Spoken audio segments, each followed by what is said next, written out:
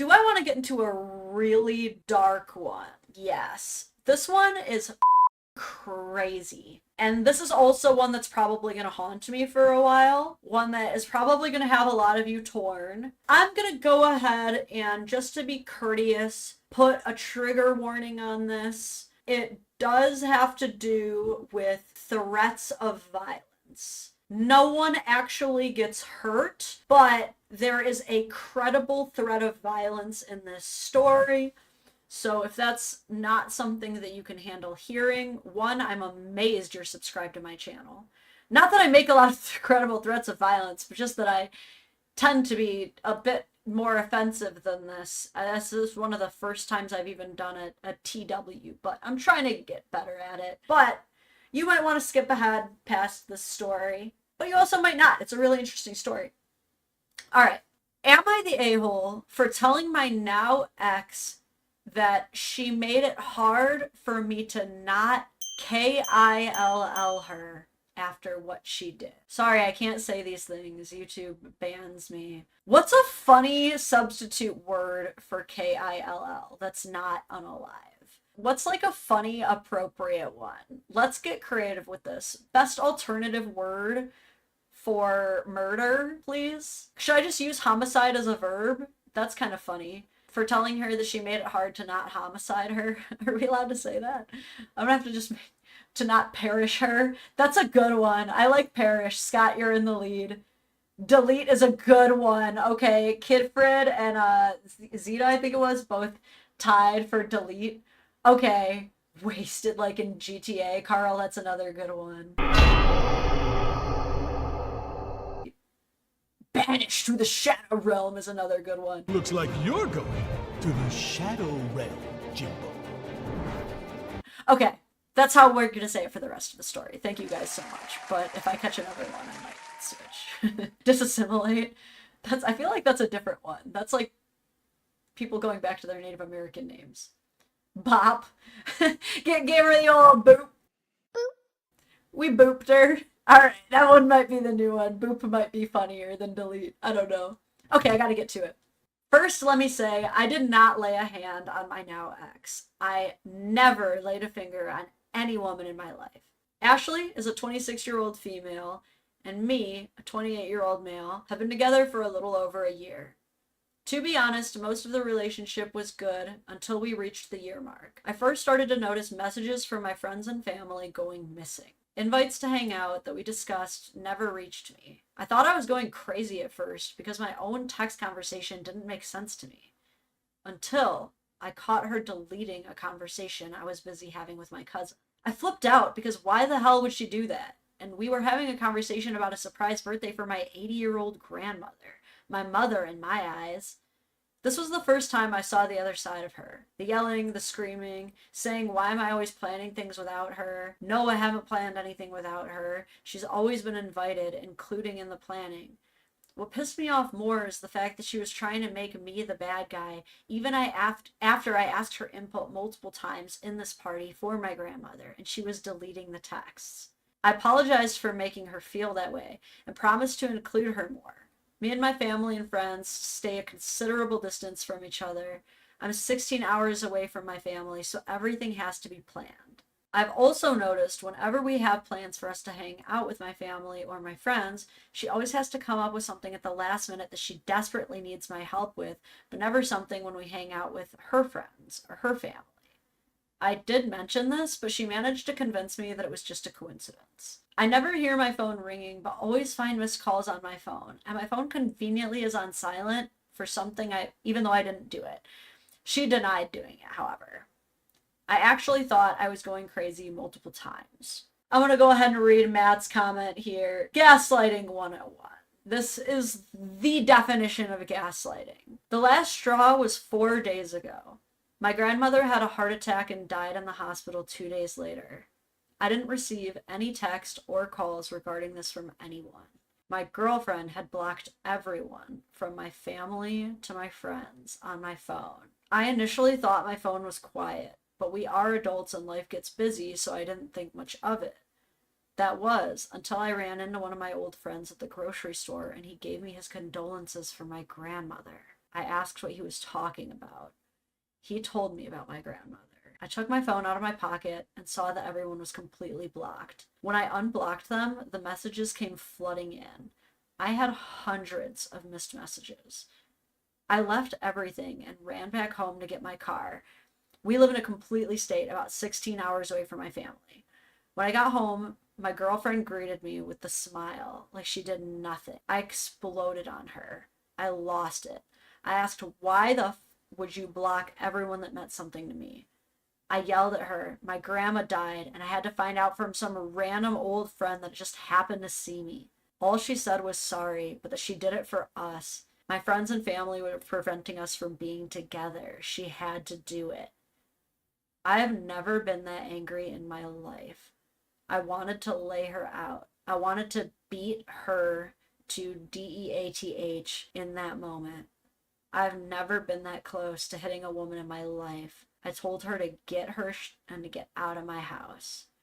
She grabbed me by my arms and told me to relax, and again said she did it for us. I grabbed her shirt, pulled her in close to me, and said that if she doesn't leave in the next couple of seconds, that I will delete her. I wanted to hit her. It took everything in me not to lay a finger on her. She robbed me of the final moments I could have spent with my grandma, the woman who raised me, the woman that meant everything to me and taught me almost everything I know. I could see the fear in her eyes as she crumbled to the floor, and I let her go. It took her 10 minutes to leave my house, but as soon as she did, I lost it. I don't know if I yelled, screamed, cried, but I destroyed my own house.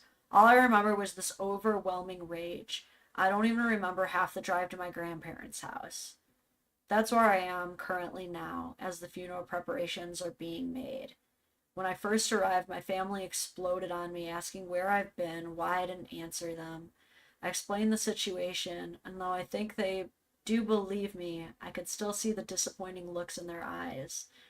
According to my cousin, one of the last things my grandma asked for the day before she died was where I was.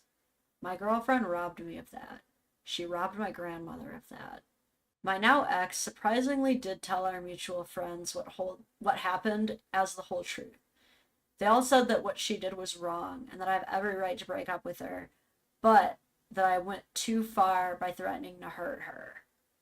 They think that I'm an a-hole for the way that I handled things.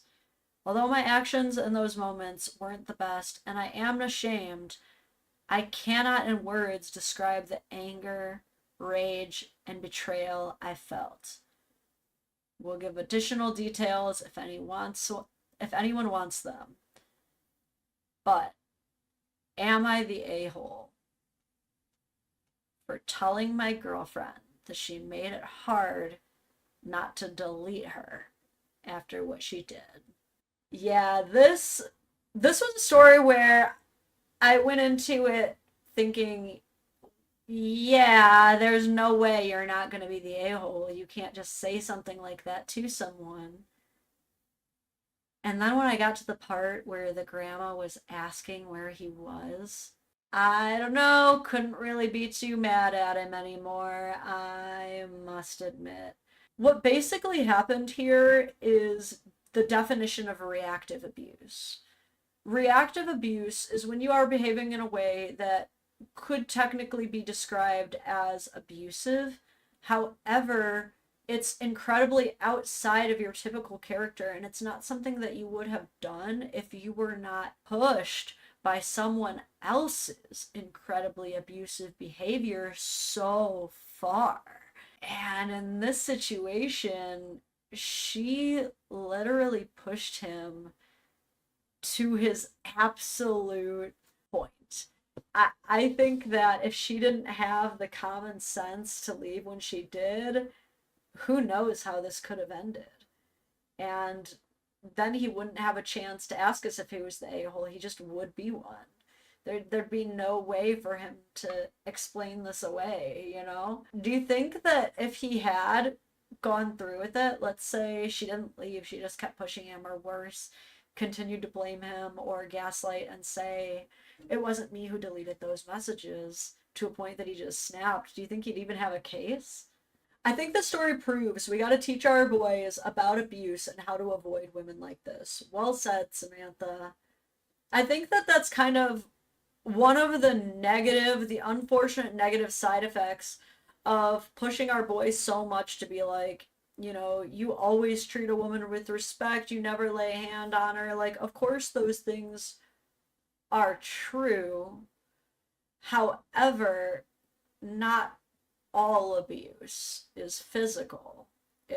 It's not like the only kinds of abuse can be inflicted on you by people who are stronger than you. Some of the worst damage some of these men have ever seen emotionally was from 5 foot tall women like myself, you know? Just because we're tiny doesn't mean that we can't cause lifelong damage. And we do have to raise our sons to be able to recognize that, to be able to see past a pretty face in order to protect themselves.